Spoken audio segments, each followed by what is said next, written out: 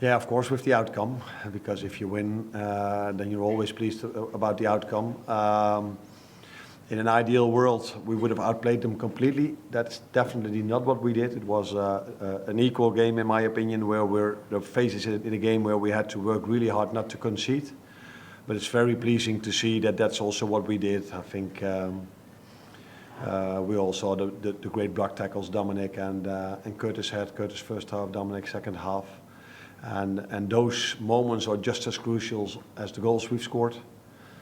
Yeah, and added to that, there was a lot of eventful decisions by the referee. What's made it the game it was. And I think if you are not a Liverpool supporter, a Chelsea supporter, you really liked what you saw today. And in the end, also, if you're a Liverpool supporter, you like what you saw today. Yeah, hi, Anne. Just on Curtis Jones' performance, you already mentioned that the block, but in terms of his impact in both penalty boxes and just in general across the game, what did you make of that? Yeah, I think what we all made of this today. He had a very good game. He had a difficult job to control Cole Palmer, which is an incredible player in my opinion. It's so difficult to defend him because he has so many qualities. And Curtis did that really well today. He just, in my opinion, he controlled him for most parts of the game. It's almost impossible to control a player like this for 90 minutes, but he was quite close to that.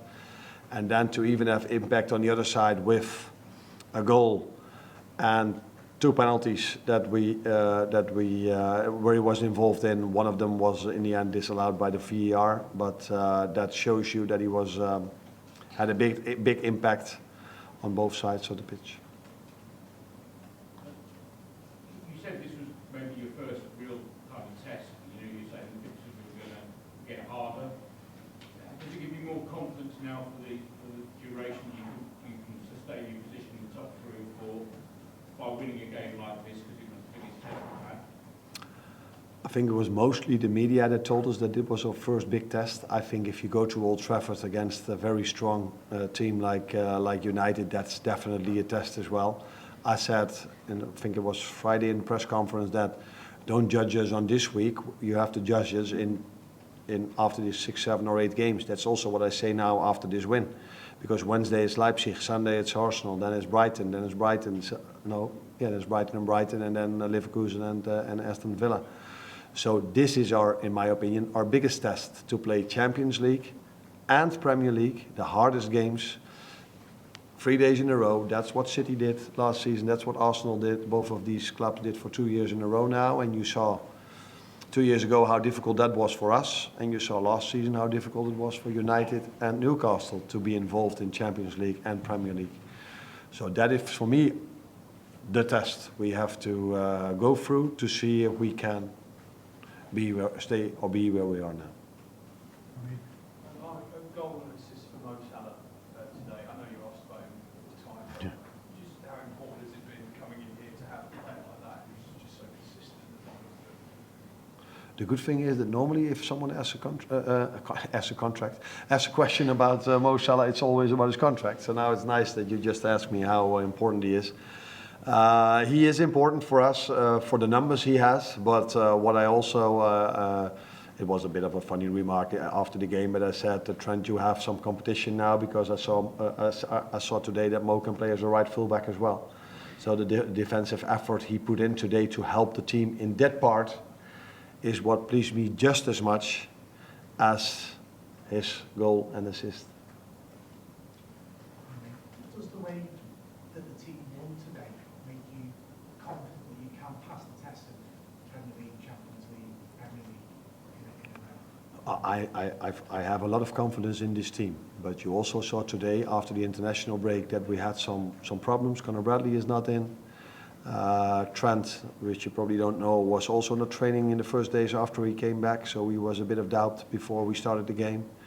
Then we had Maka being sick today. Diogo had to be substituted. I'm not sure what it is, but I would be surprised if he's there on Wednesday.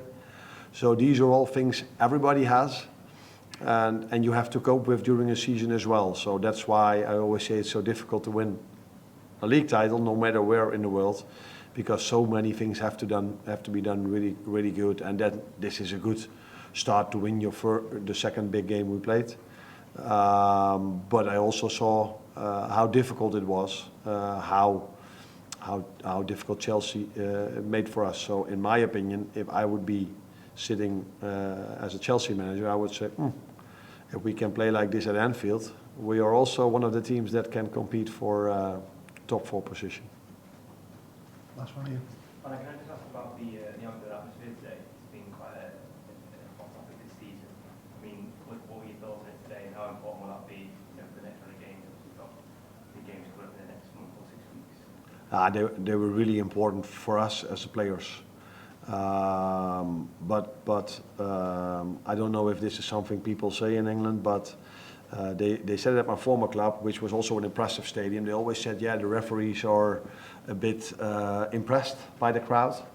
And that's why you get the easy decisions in your favor. But today showed that no matter how loud the fans were, the referee just wanted to show that he was able not to give the decisions he had to make.